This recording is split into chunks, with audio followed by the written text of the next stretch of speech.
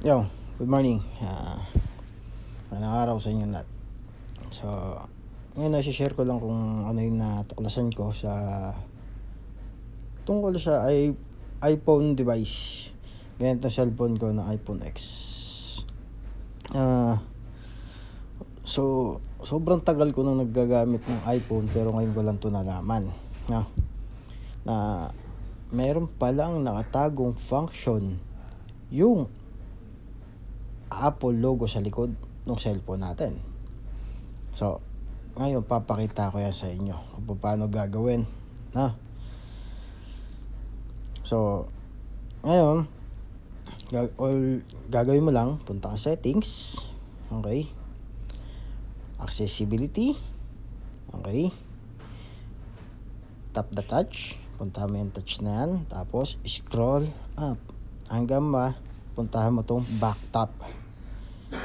Tapos tap mo yan, pili ka lang dyan kung double tap o triple tap, pero mas okay siguro gamitin mo yung double tap. Okay, tap mo yan, tapos swipe mo lang yan, may makikita ka, ang dami mo makikita, no?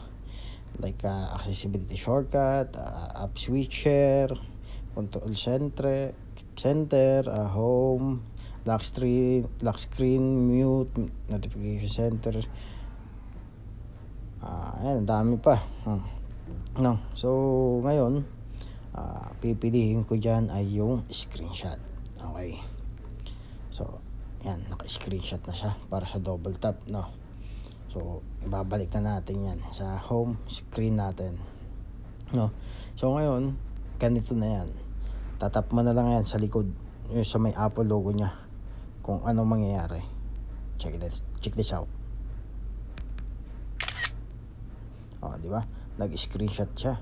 So, malamang pwede mo rin siyang gamitin kung ano pa yung iba mong gusto dun sa ano na yun, sa features na to.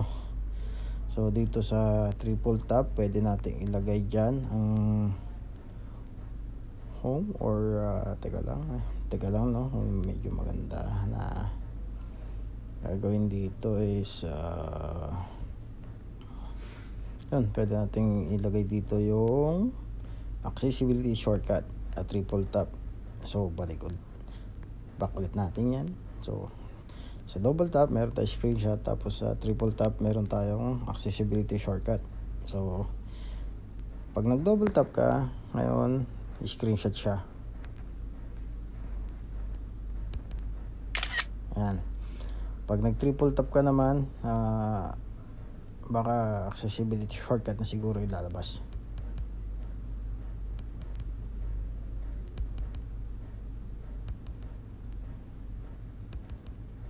So, ayun, no, ayaw mag-function. Ito, ano lang talaga siya, double tap lang talaga.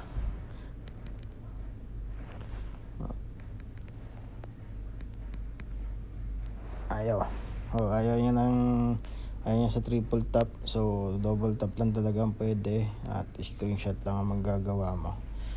So, yun. Like and subscribe, share na rin. Share nyo na rin video ko, like nyo na rin yung video ko, tsaka subscribe na rin kayo sa YouTube channel ko. Bye bye, thank you.